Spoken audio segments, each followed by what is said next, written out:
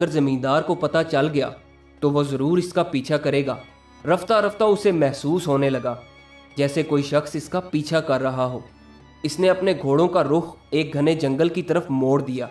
घोड़ों और गाड़ी को झाड़ियों की ओट में खड़ा करके खुद जंगल से बाहर आया और अपनी टोपी उतार कर ज़मीन पर औंधी रख कर बैठ गया। इतने में ज़मींदार भी उधर से आ निकला। इसने बदलू से पूछा, ओ भाई टोपी वाले, इधर तुमने किसी को 2 घोड़ों की गाड़ी में जाते हुए भी देखा है? बदलू ने जवाब दिया, जी हाँ, देखा तो था हुजूर। इस घोड़े गाड़ी में एक बकरी और इसके 3 मेमने भी सवार थे, मगर उसे निकले तो काफ़ी देर हो चुकी है। जमींदार बोला, किस तरफ को गया है वो? मुझे इसको पकड़ना है। बदलू ने पूछा, क्या आप इस रास्ते को अच्छी तरह जानते हैं? अगर नहीं जानते तो उसे पकड़ना बहुत मुश्किल है।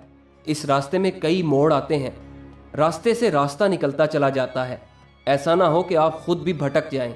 जमींदार ने इसकी खुशामद करते हुए कहा, अरे भाई, अगर ये बात है तो तुम मेरी मदद करो, उसे पकड़ना बहुत ज़रूरी है।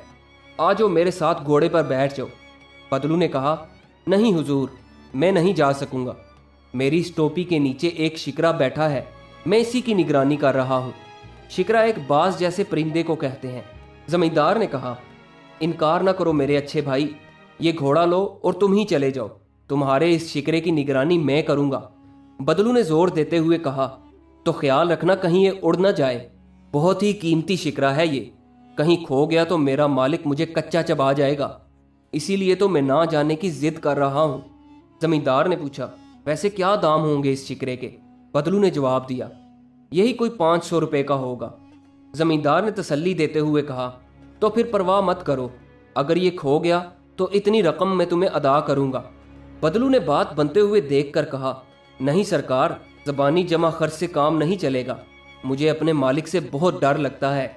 जमींदार ने अपनी जेब में हाथ डाला और रकम बदलू की तरफ बढ़ाते हुए कहा, अगर मेरी ज़बान पर एतमाद नहीं तो ये 500 रुपये ज़मानत रख लो।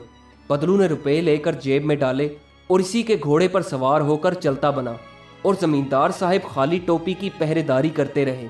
इंतज़ार करते करते घंटों बीत गए, लेकिन बदलू वापस ना लौटा। इंतज़ार की घड़ियां लंबी होते देखकर जमींदार उकता गया। सोचा कि टोपी के नीचे तो देखें कि कुछ है भी या नहीं।